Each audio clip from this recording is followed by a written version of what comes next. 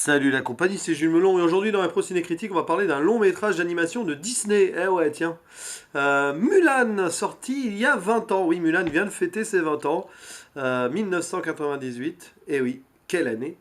Mulan donc réalisé animé par Tony Bancroft et Barry Cook, qui est le 54e long métrage d'animation de la franchise et qui met en tête d'affiche une femme. Alors c'est pas la première fois qu'une femme est mise en avant dans un Disney, hein, évidemment, Blanche-Neige et les Sept Nains, La Belle au Bois dormant, Cendrillon, Pocahontas. Justement d'ailleurs Pocahontas, on est plus dans la mouvance de Pocahontas ici, puisque c'est une femme forte qui doit faire face aux traditions et se trouver une place dans la société. On se retrouve dans l'époque des empereurs de Chine, en Chine donc, euh, où une jeune femme, Mulan, une femme normale, doit à tout prix ne pas, on va dire, mettre la honte à son père et donc doit trouver sa place.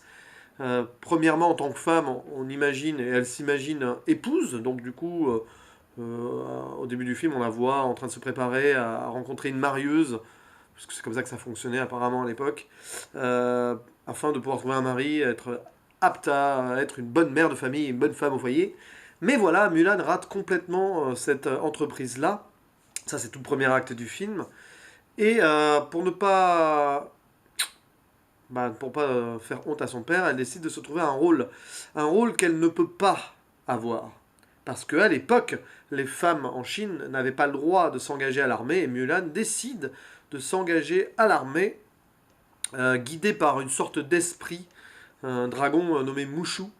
Elle décide donc de s'engager et se faire passer pour un garçon auprès d'un régiment, d'un commandement, d'un régiment, dirigé par une sorte de capitaine beau gosse, là, où on sent que la love story va éclater entre les deux à un moment ou un autre. Mais bon, comme Mulan se fait passer pour un garçon, ce n'est pas tout à fait le cas. Donc elle arrive à se faire engager par ce régiment-là, et elle part faire la guerre contre les Huns qui envahissent la Chine. Oui, les Huns. Alors là, il n'y a pas Attila, hein. Le chef des Huns dans ce film, ce n'est pas Attila. C'est, si je ne m'abuse, le nom Shan Yu. Voilà. Shan Yu, qui est doublé en français par Richard Darbois, hein, d'ailleurs, parce que je l'ai revu en français avec une collègue, hein, que je salue au passage. C'est grâce à elle que j'ai enfin vu Mulan, parce que je l'avais jamais vu. Voilà. Enfin, pas de souvenir de l'avoir vu, ou j'avais vu des extraits peut-être, je ne sais pas. Bref, elle doit combattre avec ce régiment, elle doit empêcher avec ce régiment l'invasion des Huns et donc protéger l'empereur et protéger la Chine. À partir de là, le chef du régiment, qui s'appelle Yao, il me semble, alors j'ai peur de dire des bêtises, non, c'est pas Yao, c'est Shang. Shang, ce chef, donc ce capitaine, moi, je sais plus exactement son rôle, se rend compte que sa troupe est totalement incapable et décide d'en faire des hommes, hein, les entraîner à la dure, d'où la chanson Comme un homme, qui est très connue, chantée par Patrick Fiori d'ailleurs en VF. Ça choque quand tu entends ça, du Patrick Fury, merde quand même. Il y a déjà 20 ans qu'il est là, lui.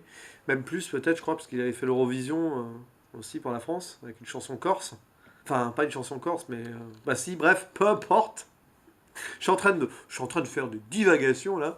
Bref, et du coup, ouais, par miracle et par magie, ils deviennent tous forts et peuvent donc combattre les hommes. Mais évidemment, vous pouvez imaginer la suite. Mulan étant une fille qui s'est passée pour un garçon, on attend pendant tout le film le moment où le secret va tomber. Évidemment, il finit par tomber, c'est même pas un spoil de dire ça, mais il se passe quand même des choses avant qui font que Mulan apparaît comme héroïque sous son nom de garçon, donc se fait passer pour un garçon qui s'appelle Ping. Et ça pose la question de l'acceptation du coup des traditions, où est-ce qu'on peut évoluer, est-ce qu'il y a une sorte de progrès social possible dans cette société. Quand Mulan est découverte en tant que femme, elle est rejetée, alors que pourtant les actions qu'elle a faites en tant que Ping donc sont toujours là. C'est assez intéressant comme message. Puis après le film se termine comme il doit se terminer, je vais pas non plus en raconter plus. Mais voilà, un Disney intéressant et intelligent à voir, toujours, pas toujours d'actualité, toujours intéressant à voir aujourd'hui. C'est un film pseudo-historique, même si évidemment tout a été inventé. Et il n'y a pas eu de personnage tel que Mulan dans l'histoire chinoise. Peut-être qu'il y a eu des femmes qui sont faites passer pour des hommes pour être dans l'armée, c'est possible. mais pas que dans la... Ça, c'est pas que dans l'histoire chinoise, hein. Ne serait-ce que Jeanne d'Arc, par exemple, pour parler histoire locale. Mais ce qui est intéressant ici, donc, c'est ouais, c'est la femme forte, la place de la femme dans la société. Oui, les femmes peuvent faire les mêmes choses que les hommes. Et ce message passé dans un contexte passé, enfin passéiste et historique, est toujours vrai aujourd'hui. Aujourd'hui, est-ce qu'une femme est forcément acceptée dans tous les corps de métier? Est-ce qu'elle aura les mêmes lauriers de gloire si elle fait quelque chose d'extraordinaire? C'est pas évident. Donc, Disney a su être intelligent dans les années 80, 90, 2000. Disney a été assez intelligent pour faire des films d'animation un peu sociétaux et politiques.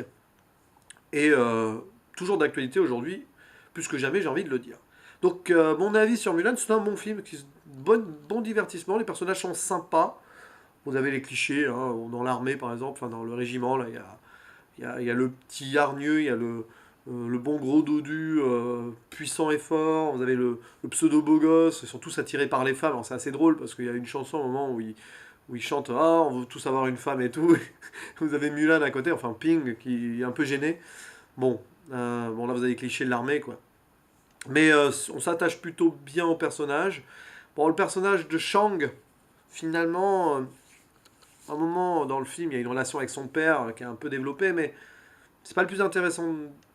C'est peut-être le seul bémol dans ce film, c'est le personnage de Shang, bizarrement, que je trouve un peu mièvre et en retrait, même si son rôle de leader fort est intéressant. Je ne sais pas. Mais sinon, l'histoire en elle-même se suit. Le petit dragon est sympa. Doublé en français par José Garcia, dont j'ai pas reconnu la voix. J'ai vu ça après. J'ai dit, ah tiens, c'est vrai, c'est José Garcia. Ok, d'accord, pourquoi pas. Et non, l'histoire se suit, plutôt bien construite. Un peu grave aussi, c'est un Disney qui fait réfléchir, qui n'est pas que dans le monde des bisounours, loin de là. C'est quand même, ça évoque la guerre, ça évoque la mort un peu quand même, hein. Donc, ouais, c'est intéressant. Et puis ça évoque voilà, les ancêtres, l'importance de respecter les anciens tout en évoluant soi-même vers son propre chemin. Voilà, c'est un peu l'histoire de la vie, quoi. C'est l'histoire de la vie. Non, pardon, excusez-moi, je commence à faire trop de divagations, hein. Parler de Disney, ça ne me réussit pas, mais j'avais envie de le faire quand même. Voilà, je mets un bon 7 sur 10. Je peux pas mettre beaucoup plus à mon âge, entre guillemets, j'ai moins la magie de ce genre de truc, mais j'avoue que c'est bien fait, que c'est cool à voir. Voilà. Allez, à la prochaine. Ciao.